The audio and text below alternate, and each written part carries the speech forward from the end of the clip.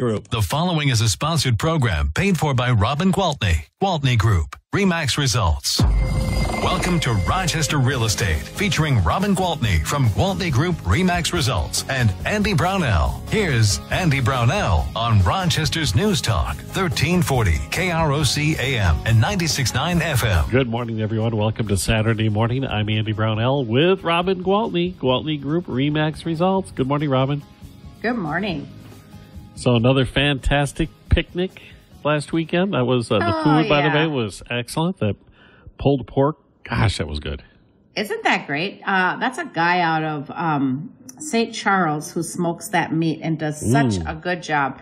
Yeah, we heard lots of good compliments. But it was a fabulous, all we could see all week was all the rain that was in the forecast. And I looked and I'm like, okay, good. It's not supposed to start raining until 4. And then it's like, oh no, it's going to start at 2. Now it says it's going to rain the entire time from noon until 4.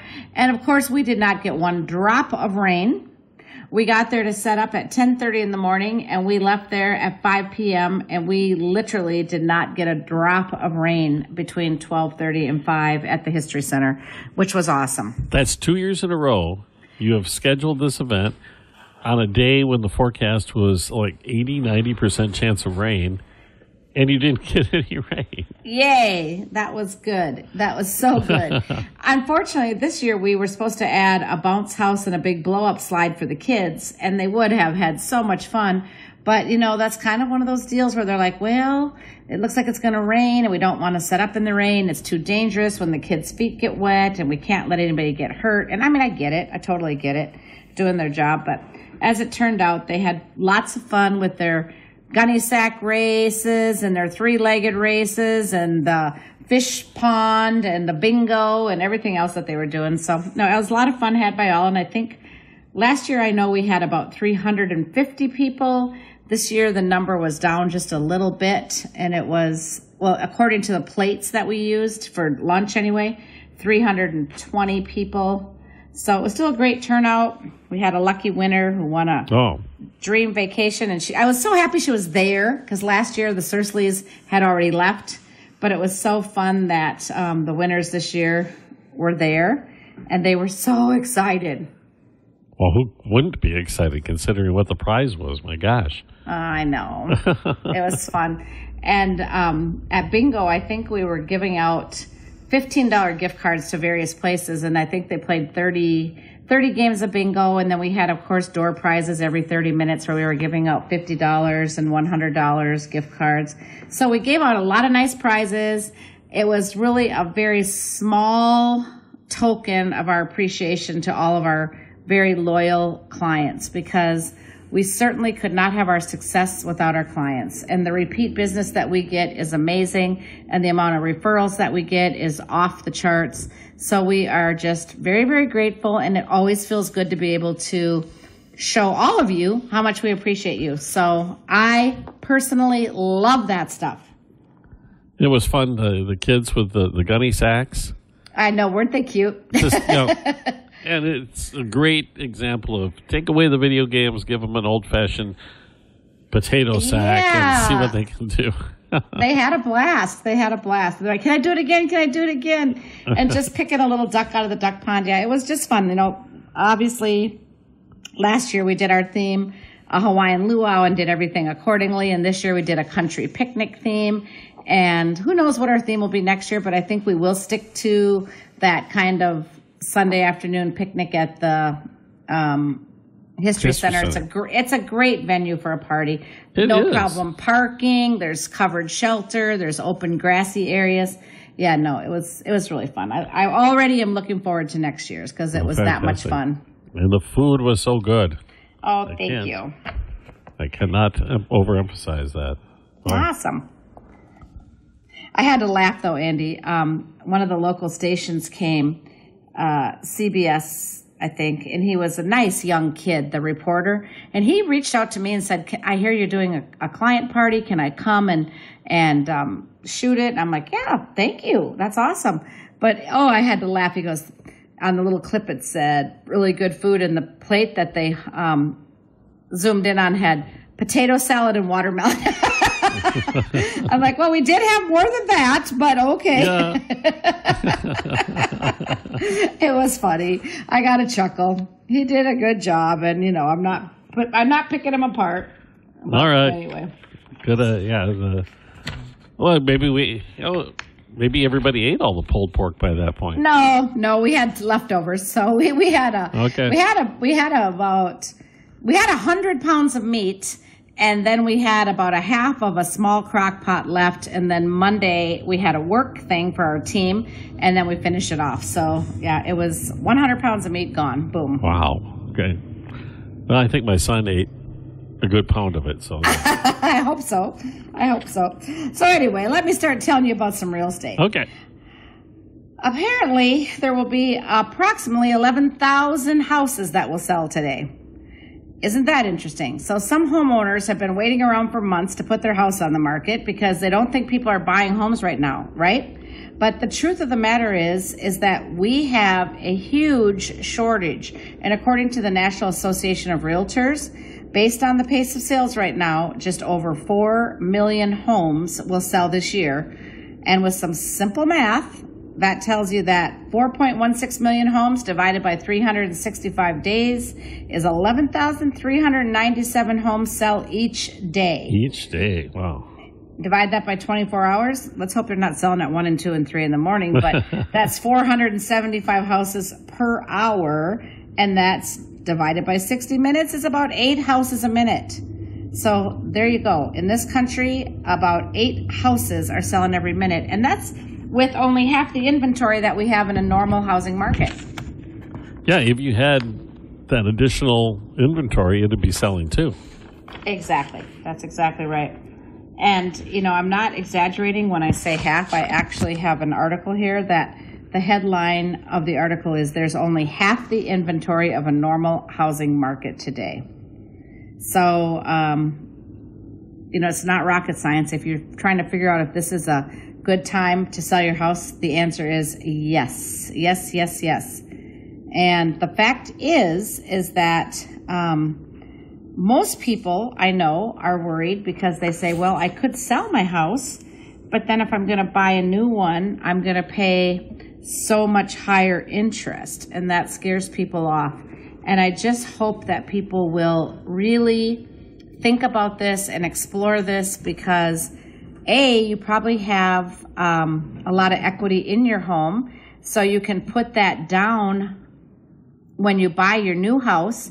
So the amount that you're going to mortgage is going to be far less than the amount you mortgaged last time.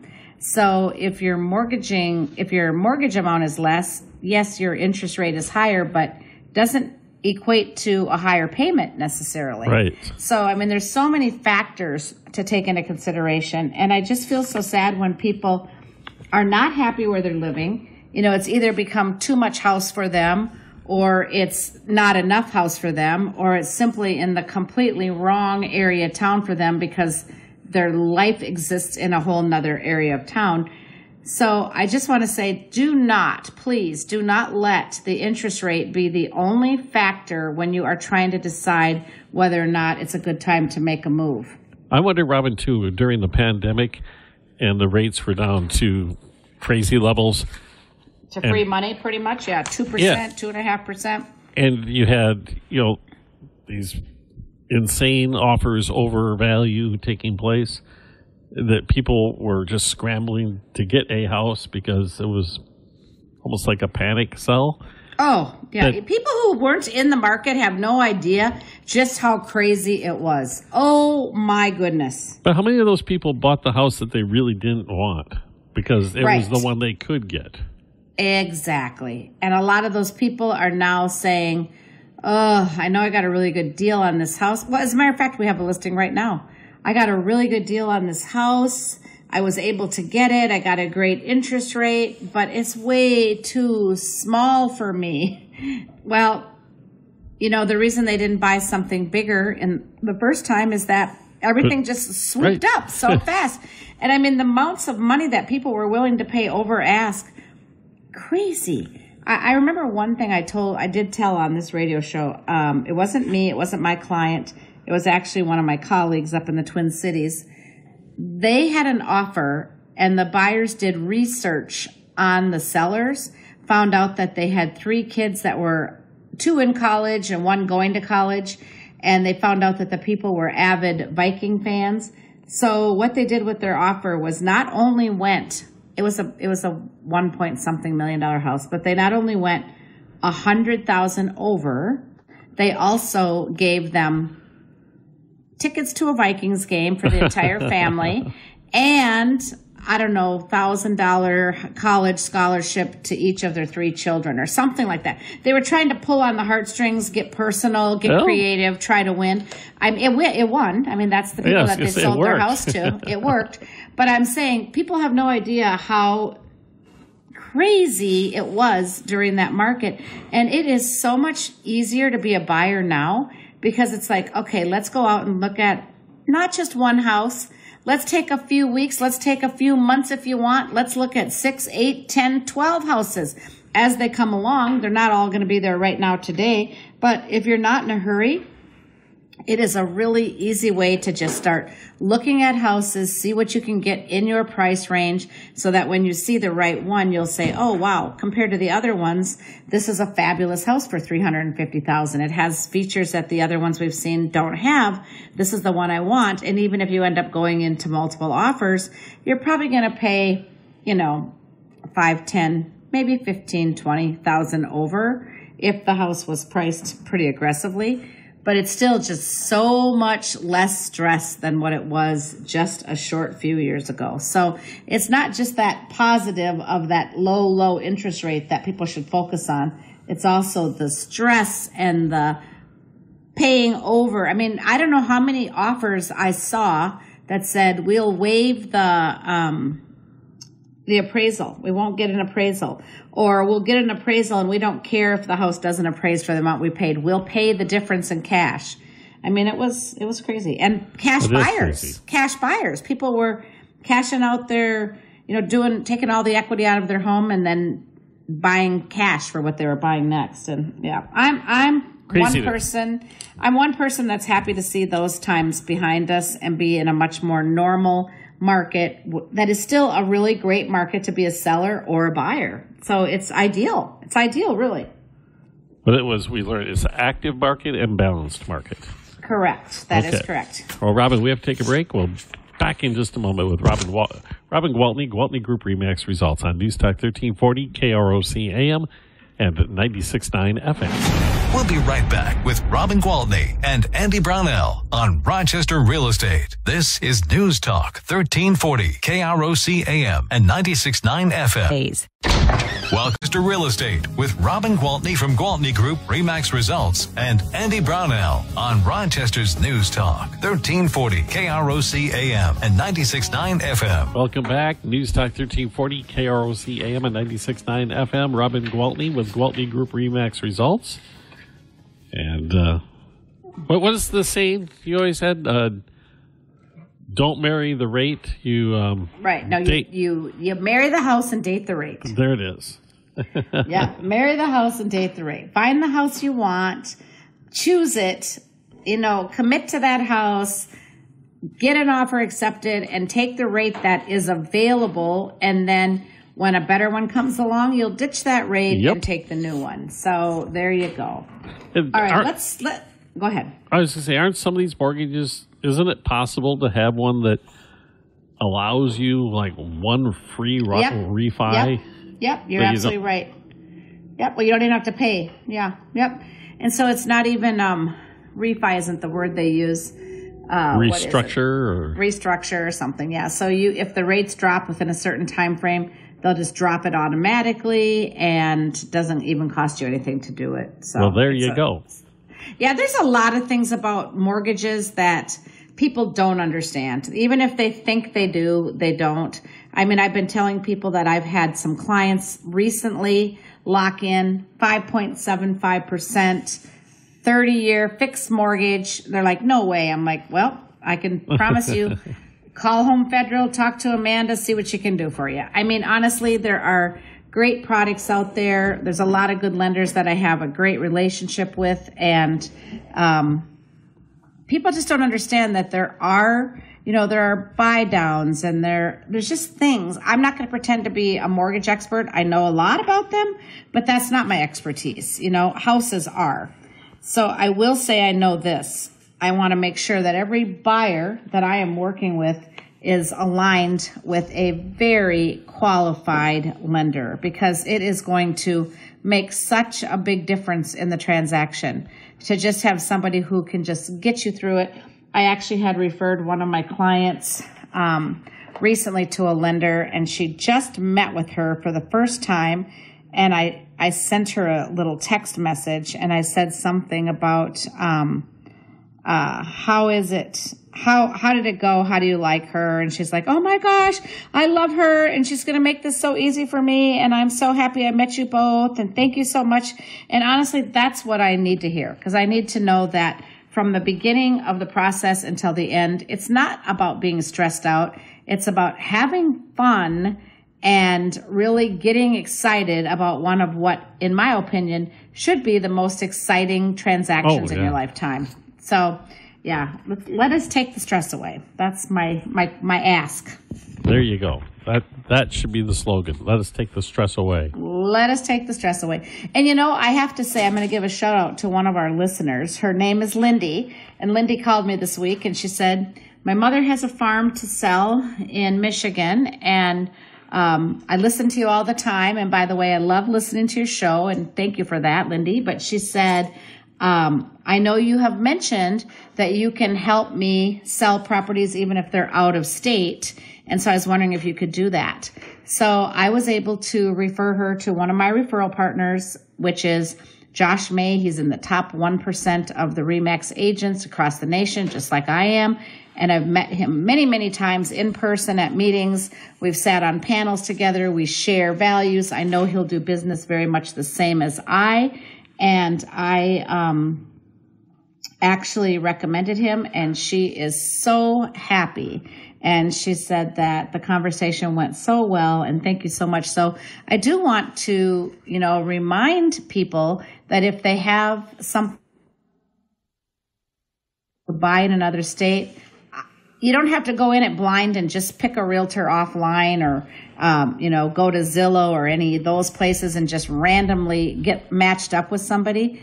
I'm happy to use my connections and connect you directly to a very, great agent who's qualified and will take good care of you. So if that's anything I can do, let me know. And I can attest to that because you did exactly that with my daughter. Yes, absolutely. In Duluth, you found her a fantastic agent in Duluth. Yes, and I'm so happy that worked out. And she got such a good house. And that. Oh, it's amazing. So that's the whole point. So guys, honestly, no matter where you want to buy, no matter where you have something to sell, call me and I'll help you. I will help you get lined up with somebody that will be excellent at what they do and will take the stress away. There you go. And that's what it did. I'll tell you that much, because my daughter was fretting about choosing an agent up there. And I said, just let me call Robin. She'll help you out. I appreciate that very much. It's always a compliment when my friends and clients have confidence in me. There's no better compliment than having a referral. When somebody says, hey, I loved what you did for me. Now I want you to help my sister. Now I want you to help my mother. Now I want you to help my friend. It's just a huge compliment. And again, thank you. So what's happening out there? We've sold, since the time we've been talking, there have been, at least, what do we say? 8 houses 50, a minute. About 50 houses have been sold? Across the country. Let's see what's going on in Rochester. The Rochester housing market trends. Right now, our median sales price of all home types is down a little bit year over year. And and that doesn't mean that values have dropped. That means that fewer high-end homes have sold. Yeah. So it's just simply the median sale price. So if we sold 500 houses, the median sale price of those 500 houses was $314,900. And another aspect of this, you have seen more of the affordable homes come on the market lately than there have been previously. So that would also affect the median that way. Absolutely. So here's a little thing. It says our median sale price, like I said, has dropped 4.6% year over year, and it's currently $314,900.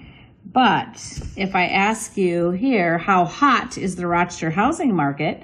The Rochester housing market is very competitive, and homes are selling in 10 days, and very competitive, 84 on a score of 1 to 100. And the sale to list price is actually up 0.8% and over June of 2023. And we are selling houses on average for 101.2% of what we're pricing them at. So selling them for what we're asking or a little above, selling them for 10 days at that $314,900 price. Okay? Yeah, that's a very healthy market. Very healthy market. So that's local. And then I can give you a little housing market forecast, kind of a general overall for the remainder of 2023. Okay. Okay? All right. So home prices will vary by local market, of course. The good news is prices are already appreciating in many areas, and the average of the experts' forecast shows positive price growth to continue throughout the year. So that doesn't sound great if you're a buyer. Maybe that prices are going up, but prices going up, if you look at the whole picture, is indicative of the economy being stronger, which is in turn going to force interest rates back down. Okay? And people have more confidence as well. More confidence for sure. So the forecasts from different entities, okay, from Fannie Mae. Fannie Mae is predicting home prices to raise 3.9%.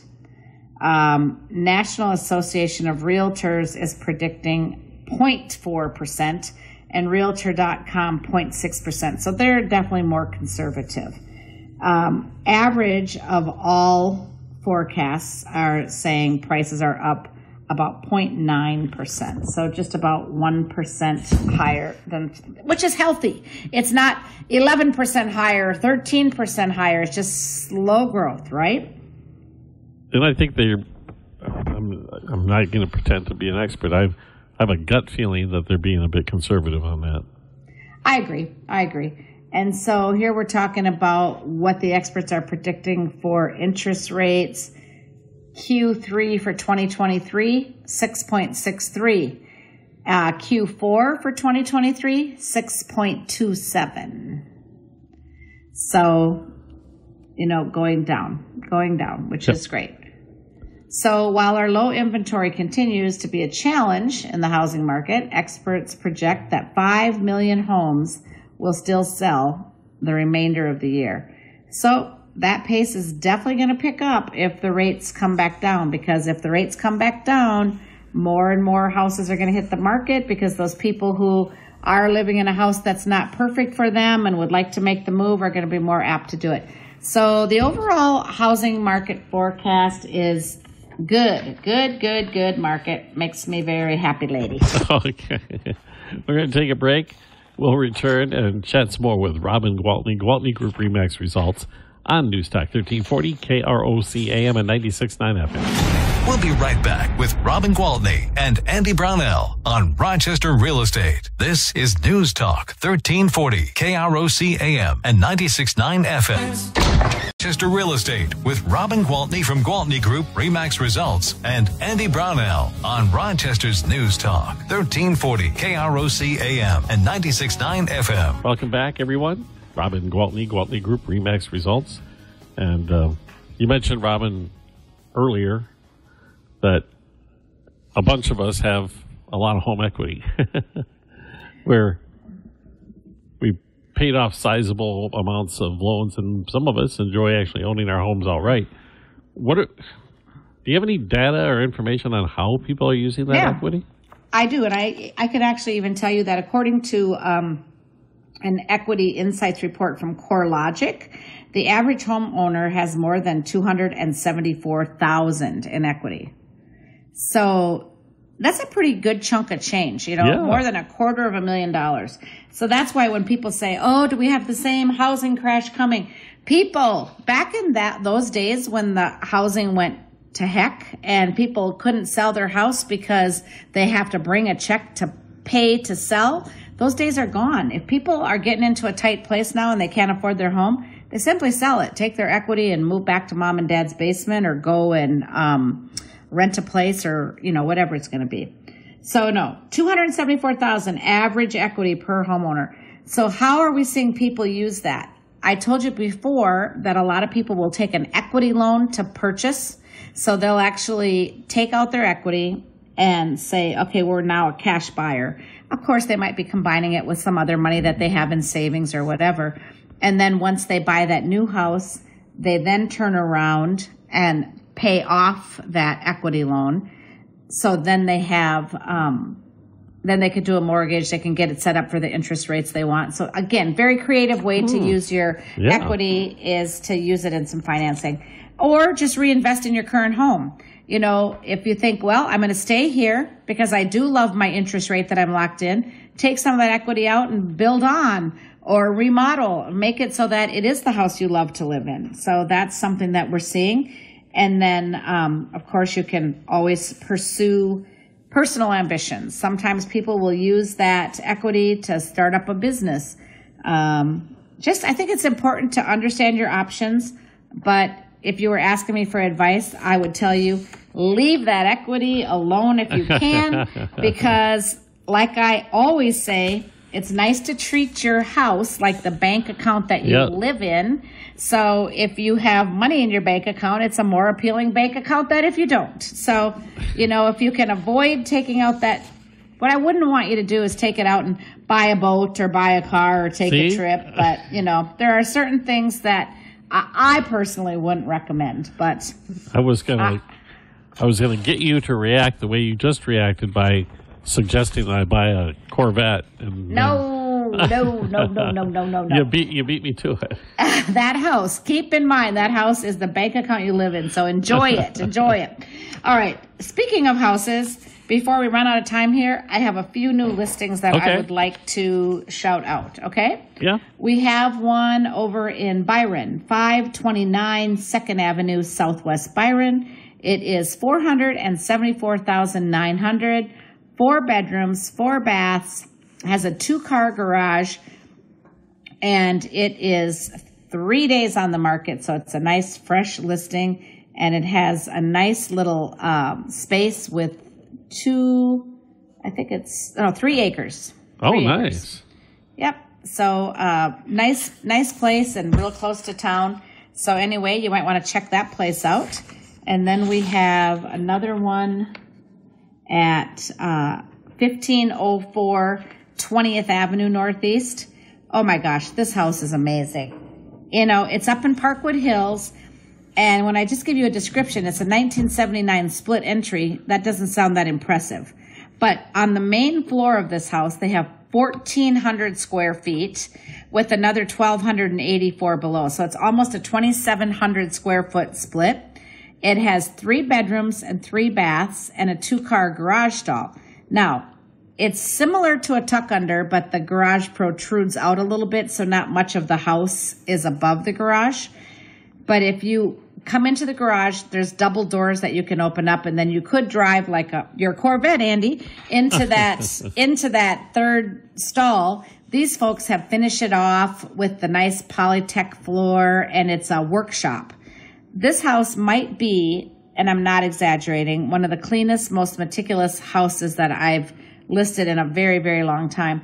These folks are retired. They have owned this home, I believe, the entire time. I'm not 100% sure on that, but I will say that they've completely remodeled it. I think he told me he did about a $200,000 remodel about 10 years ago. So you don't want to miss this one. Very, very nice house. It's $489,900, and it's at 1504 20th Avenue Northeast. I believe there is an open house there today. I'm not personally doing it, but 1618 Ancaster Drive in Byron.